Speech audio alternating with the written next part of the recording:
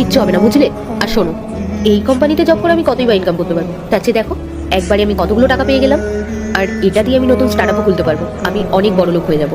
শোনো ভাই, এই নাও, এটা তুমি রাখো। না না, আমি নেবো না, টাকাগুলো রেখে দাও। ম্যাডাম অনেক কষ্ট করে টাকা রোজগার করেছে, কার কষ্টের ফল এভাবে নিতে নেই।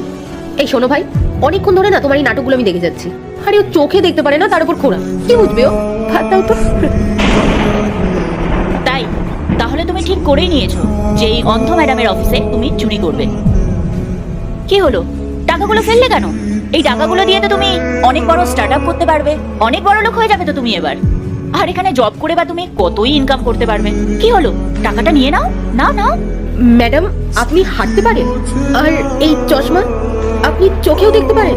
হ্যাঁ, আমি ঠিক করে হাঁটতেও পারি আর ঠিক করে দেখতেও পারি। আসলে আমি এই সব কিছু করেছি তোমাদের লয়্যালটি টেস্ট নেওয়ার জন্য। টেস্ট? হ্যাঁ, আমাদের কোম্পানিতে একটা বিশ্বাসযোগ্য সিএ দরকার ছিল, কারণ আগের যে সিএ ছিল সে অনেক টাকা গরমেল করতো আর অনেক টাকা চুরিও করেছিল। কিন্তু যেদিন ধরা পড়ে গেল সাথে সাথে মিথ্যে কথা বলা শুরু করে দিল। তাই আমরা ওকে কোম্পানি থেকে বের করে দিয়েছি। তাই নিউ রিকোয়ারমেন্টের জন্য আমরা তোমাদের লয়্যালটি টেস্ট নিচ্ছিলাম। আর দেখো, তুমি পাশ করতে পারলে না।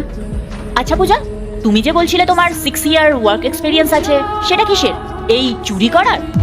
অনেক কথা তুমি বলছিলে, যে জবটা তুমি পাবে, কোম্পানিকে অনেক দূর অব্দি এগিয়ে নিয়ে যাবে। আরো কি কি যেন বলছিলে? ও তুমি তো এটাও বলছিলে যে ও পড়াশোনা জানে না, ও জবটা পাবে না। শোনো, জবটা তুমিই পাবে না। এক্ষুনি আমার চোখের সামনে থেকে বেরিয়ে যাও, আর তোমাকে এই অফিসের ধারে কাছে যেন না দেখি। ম্যাডাম, ম্যাডাম প্লিজ আমাকে ক্ষমা করে দিন। আসলে একসাথে এতগুলো টাকা থেকে না আমি লোভ সামলাতে পারিনি, ভেবেছিলাম নতুন স্টার্টআপ খুলবো। Sorry ma'am. কি সরি? তোমার মধ্যে কোনো মনুষ্যত্ব বোধ নেই? যেই দেখলে তুমি যে আমি অন্ধ, অমনি টাকাগুলো সব চুরি করে নিলে। তাহলে তোমাকে জব দিলে তো তুমি ক্লায়েন্টের টাকা পয়সাও চুরি করে নেবে। আমি সেটা করতে দিতে পারবো না। এক্ষুনি বেরিয়ে যাও এখান থেকে। কিন্তু ম্যাডাম। বেরিয়ে যাও।